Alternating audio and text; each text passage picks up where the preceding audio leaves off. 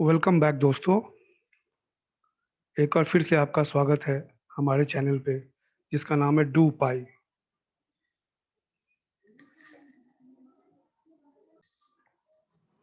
Decoding Python के इस series में आज हम देखेंगे कि पाइथन का इनपुट फंक्शन कैसे काम करता है, और इनपुट फंक्शन के बाद हम देखेंगे कि इफ स्टेटमेंट, जो कि हमने पिछले पार्ट में कवर किया था, तो उसमें हमने सारे कॉन्सेप्ट जाने थे इफ स्टेटमेंट्स का। तो उसके बेस पे हम कुछ एग्जांपल्स करेंगे सो दैट इफ का जो कॉन्सेप्ट है वो और अच्छे से क्लियर हो जाए। तो सबसे पहले है इनपुट फंक्शन। तो अगर हम इनपुट फंक्शन के बारे में देखें तो जो इसका बेसिक पर्पस है वो है to accept data from the user.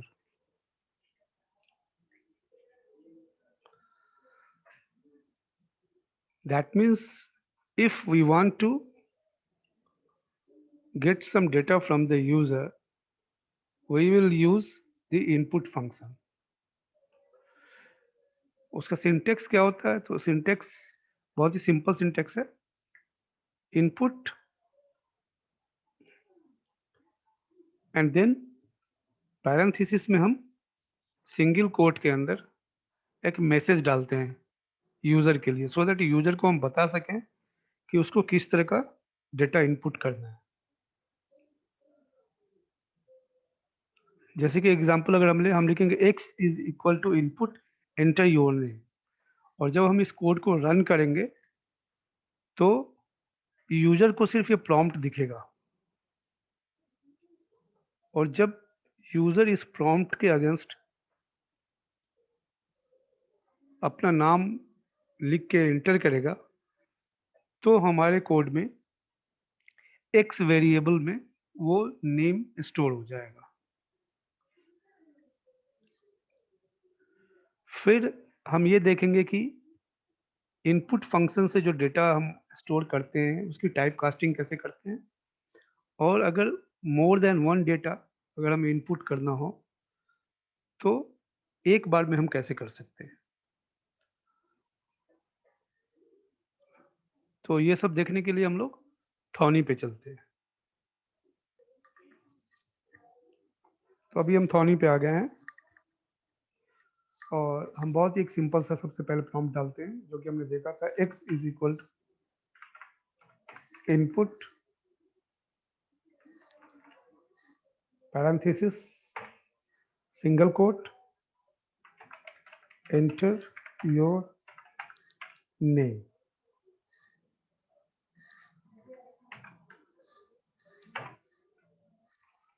So this code is going to ask the user to enter his or her name, and then whatever value is given by the user, it will store in X. And then what we do,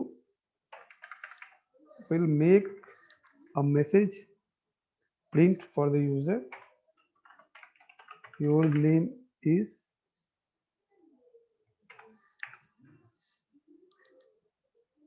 X.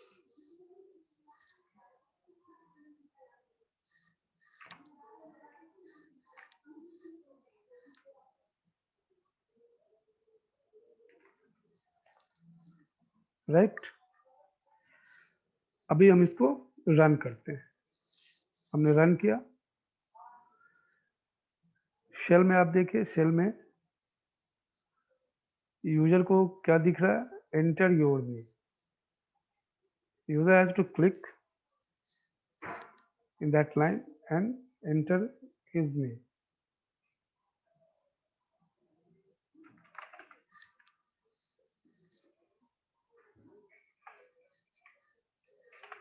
Rajesh. The moment he hits the enter, he gets a message, your name is Rajesh. इतना आसान है, देखा आपने। Simple सा एक command देना है, input function command देना है, उसके कमांड के बाद हमें वो मैसेज देना है जो यूजर को दिखेगा, और यूजर के इनपुट को हमें एक वेरिएबल में स्टोर करना है और उसको हमें प्रिंट करना है, या हमें उस वेरिएबल से कुछ और भी यहाँ पे वर्किंग करनी है उसकी, तो वो भी हम कर सकते हैं। लाइक अगर हम ये लिखना है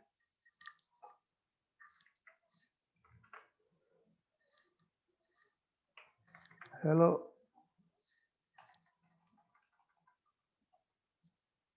एक्स,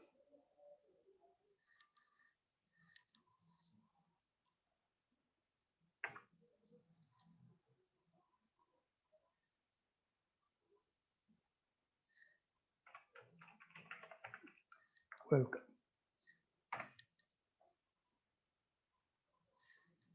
हम इसमें डालते हैं विवेक।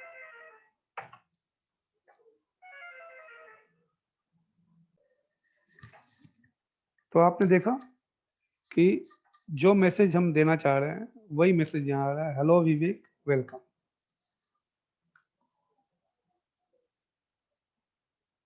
तो बहुत ही आसान है, एक सिंपल प्रॉम्प्ट देके वो डेटा को एंटर करना। अभी हम देखते हैं कि हम इसमें टाइप कास्टिंग कैसे कर पाते हैं। सो हम ये चाहते हैं कि यूजर कोई नंबर दे और हम उस नंबर को डबल करके उसको शो करना चाहते हैं। तो हम देखते हैं होता है कि नहीं।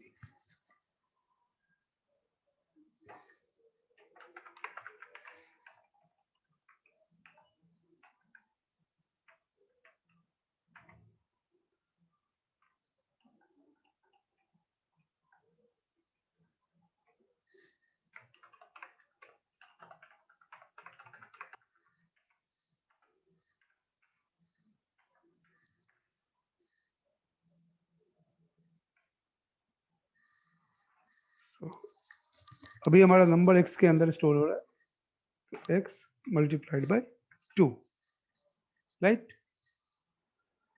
एंटर नंबर, हमने दिया number 7, double of your number is 7 7। ये गलत, गलत क्यों हुआ? तो मैं आपको बताता हूँ गलत क्यों हुआ। यहाँ जब भी हम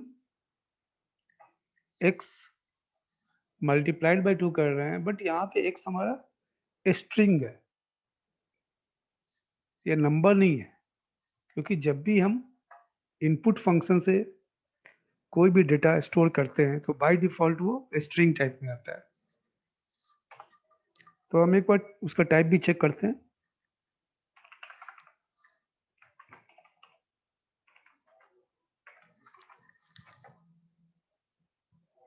हमने नंबर दिया 8। सो आपने देखा कि ये स्ट्रिंग टाइप है। तो इससे यह मालूम चलता है कि आप कुछ भी एंटर करें, अल्फाबेट दें, नंबर्स दें, इनपुट फंक्शन के थ्रू जब वो एक्सेप्ट करेगा तो उसको वो स्ट्रिंग टाइप डेटा ट्रीट करेगा। So when we want to do the mathematical calculation, we'll have to convert the input into the desired type data. तो यहाँ पे हम चाहते हैं कि जो नंबर आ रहा है वो हमें इंटीजर में मिले, सो दैट हम उसको डबल कर सकें या फर्दर कैलकुलेशन कर सकें। तो उसके लिए हम इसका टाइप चेंज कर देंगे। सो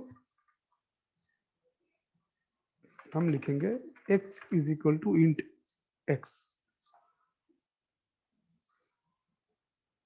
अभी हमने नंबर दिया 12, double of your number is 24, right. तो अभी क्या हुआ, यहाँ पे x का टाइप चेंज हो गया।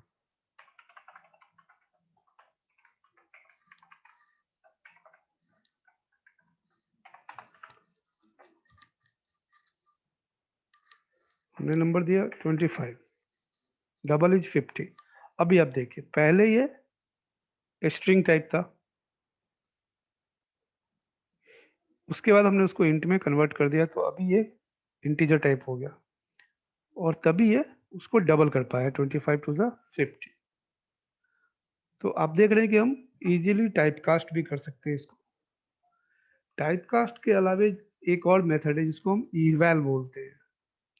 तो इवैल ऑटोमेटिकली इवैल्यूएट करता है। Eval is a different function and it automatically evaluates the input and accordingly automatically stores it। तो eval का भी हम देख लेते हैं कि कैसे करते हैं। तो अभी जो है हम क्या करेंगे कि x is equal to eval। तो अभी हम क्या कर रहे हैं कि जो भी इनपुट हमें मिल रहा है उसको eval फंक्शन से प्रोसेस कर रहे हैं, और eval फंक्शन से प्रोसेस करने के बाद उसको x में हम स्टोर कर रहे हैं। अभी क्या होता है हम देखते हैं। Number is 14, 28। See class is int. हमने इंट नहीं किया कहीं भी, हमने कहीं भी टाइप कास्ट नहीं किया है एक्स को, बट हमारा इवल फंक्शन ऑटोमेटिकली चेक कर रहा है, और अगर इनपुट जो है वो न्यूमेरिक है तो उसको ऑटोमेटिकली वो इंट समझ लेता है, वो इंटेलिजेंट है। इवल फंक्शन इंटेलिजेंट है, और फिर उसको मल्टीप्लाई करके आपको आउटपुट देता है। इवल कितना इंटेलिजेंट है वो मैं एक दूसरे एग्जांपल में आपको दिखाता हूँ।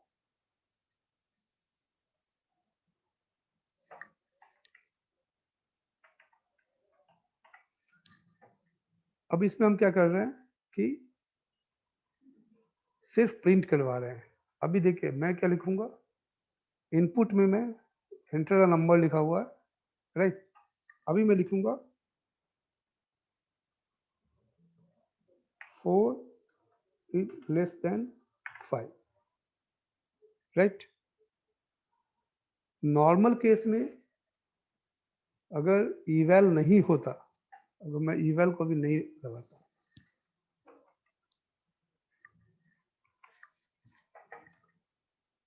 और इसको दोबारा रन करता हूं, और मैं एंटर करता हूं 4 is less than 5। 4 is less than 5 हमने एंटर किया। बाय डिफॉल्ट इसने इसको स्ट्रिंग ट्रीट किया, और 4 लेस देन 5 को स्ट्रिंग मानते हुए एज इट इज इसने इसको प्रिंट कर दिया। अब मैं इसको इवैल फंक्शन के अंदर डालता हूँ इनपुट को। अभी मैंने यहाँ पे इवैल डाल दिया। अब दोबारा मैंने रन किया, इनपुट मैंने सेम दिया 4 less than 5, enter. Now it's true.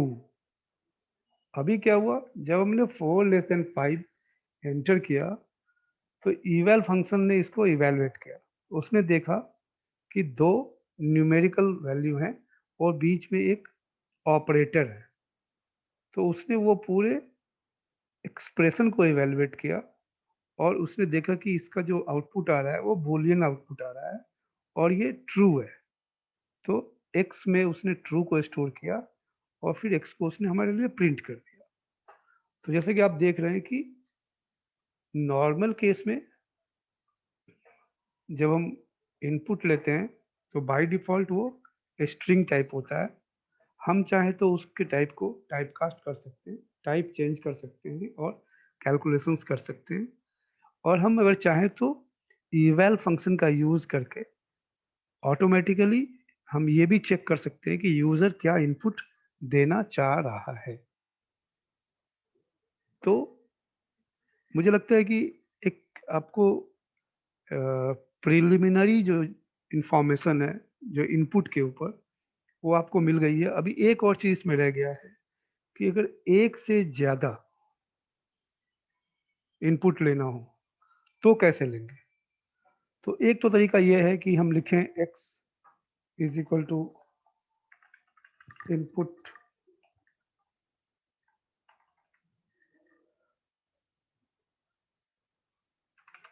first fruit name,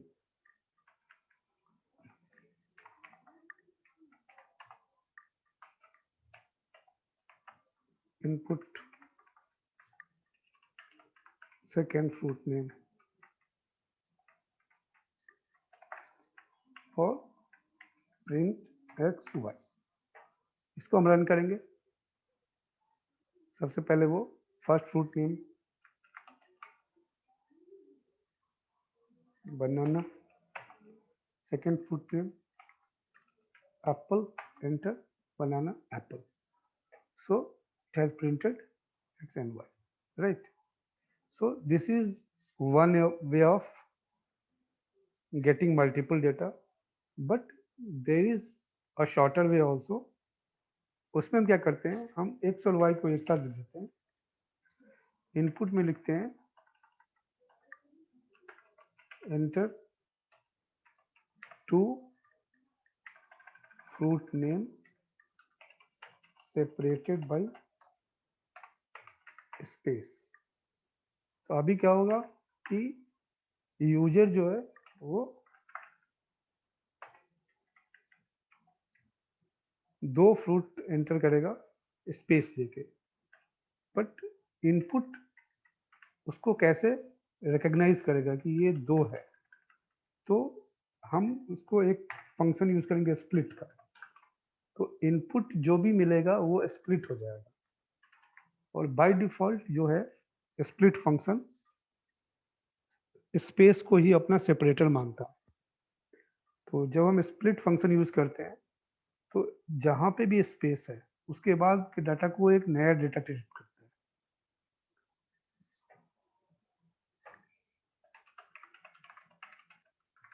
so let's see work करता है कि नहीं।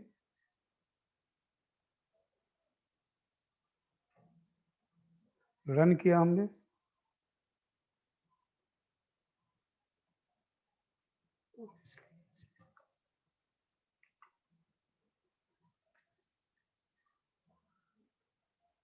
रन किया हमने,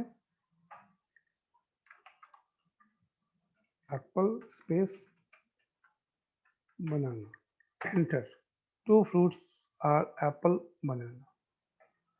तो यहाँ हमने क्या किया, जितने इनपुट हमें लेने हैं उतने वेरिएबल हमने लेफ्ट साइड में डिफाइन किए, और हमने यूजर को बोला कि आप स्पेस से सेपरेट करके जितनी वैल्यू एंटर करना है वो कीजिए। और डॉट स्प्लिट फंक्शन हमने यूज किया। स्प्लिट फंक्शन यूज करके क्या हुआ कि जितने भी वो एप्पल बनाना उसने एंटर किया, तो डॉट स्प्लिट से क्या हुआ, एप्पल और बनाना दो डेटा बन गया। पहला डेटा पहले वेरिएबल में गया एक्स में, दूसरा डेटा दूसरे वेरिएबल में गया वाई में। फिर हमने एक स्टेटमेंट के साथ वो दोनों वेरिएबल को प्रिंट करा। So this is all about the input function. अभी हम देखते हैं कि जो हमारे इफ स्टेटमेंट को हम कुछ एग्जांपल्स में यूज करके देखेंगे, सो दैट उसकी अंडरस्टैंडिंग क्लियर हो जाए हमें।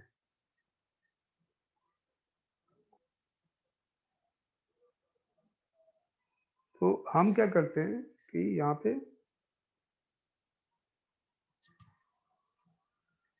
यूजर से हम 3 नंबर लेते हैं, राइट? और फिर हम उन 3 नंबर को ऐड करते हैं। See this example,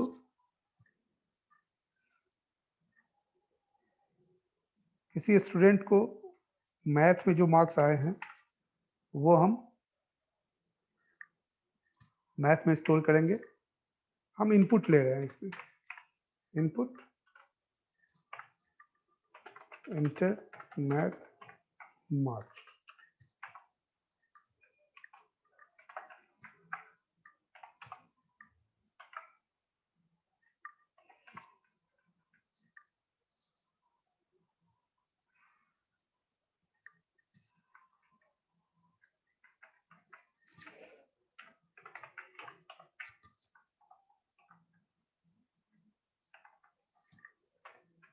enter physics marks.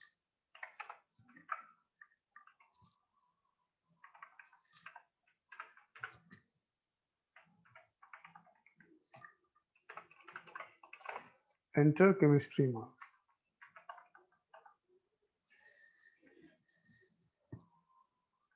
Right उसके बाद हमें ये देखना है कि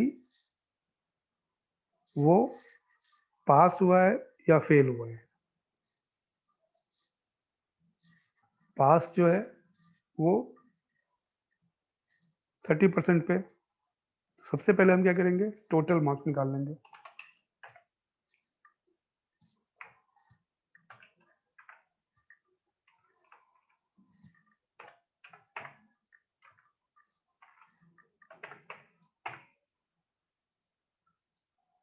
right we'll have a condition that if total is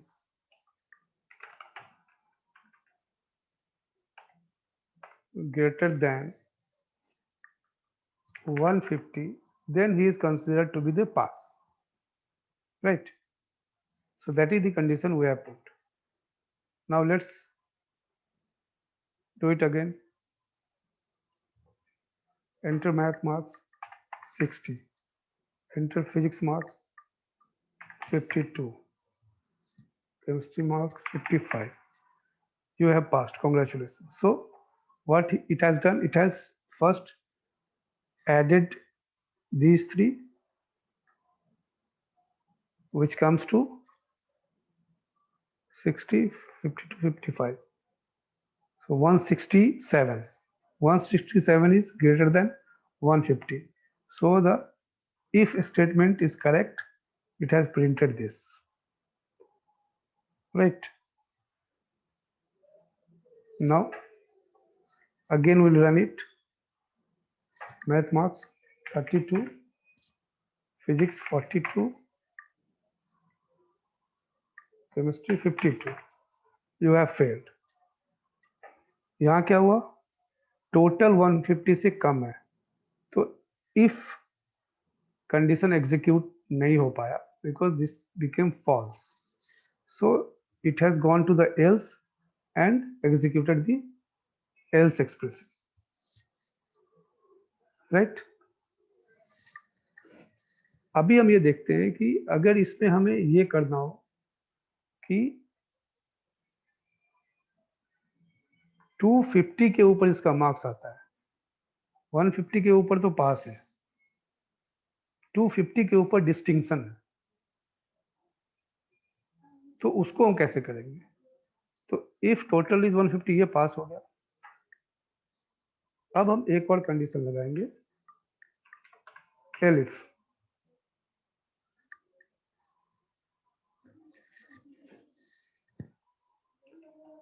तो यहाँ पे हम 250 डाल देते हैं। अगर उसका 250 आया है तो you have passed with distinction.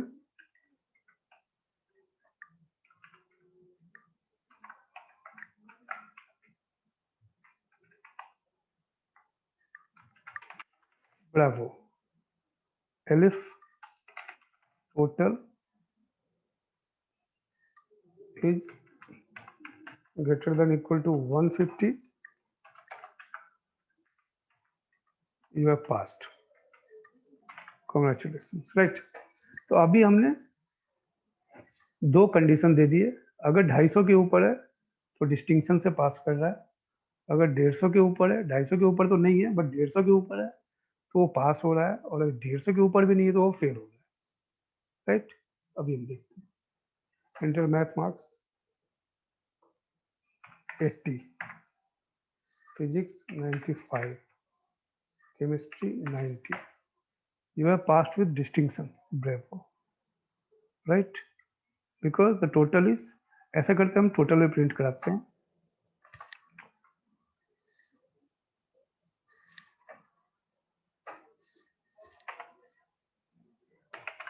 Print total marks obtained is total. Right. तो यहाँ पे ये 250 के ऊपर था तो इसको डिस्टिंक्शन आया। अगर हम लिखते हैं 80, 60, 70, अब देखिए total marks is 210, so this is not more than 250, that is why you have passed, congratulations।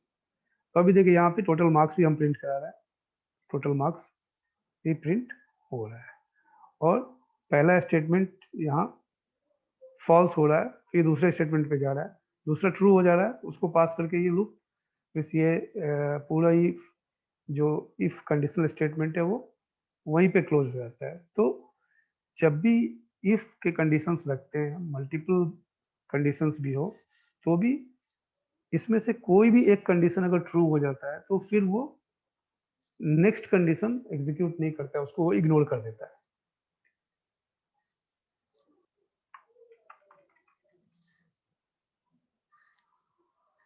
You win a prize of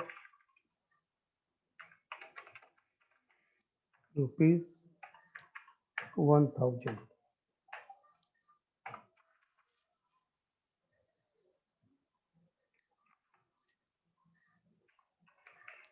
else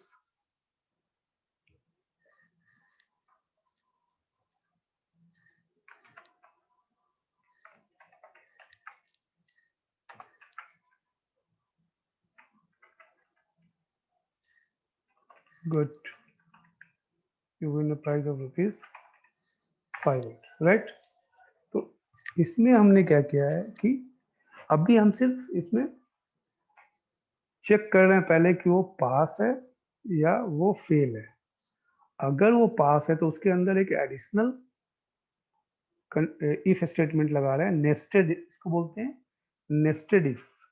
एक इफ के अंदर दूसरा इफ और दूसरे इफ को नेस्टेड इफ बोलते हैं। तो वो ये चेक कर रहा है कि पास तो है बंदा, बट उसका मार्क्स 200 से ज़्यादा है क्या। अगर है तो उसको प्राइस 1000 मिलेगा, अगर नहीं है तो प्राइस 500 मिलेगा। तो अभी इसको हम रन करके देखते हैं। Math marks 85, 95, physics 85, 75, total is 255, right? So he has passed, and because his numbers are more than 200, he win a prize 1000। अभी सेकंड केस लेते हैं, 60, 62, 54।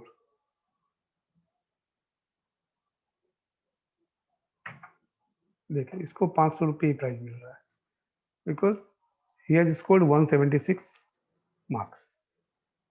तो इसको हम बोलते हैं नेस्टेड इफ।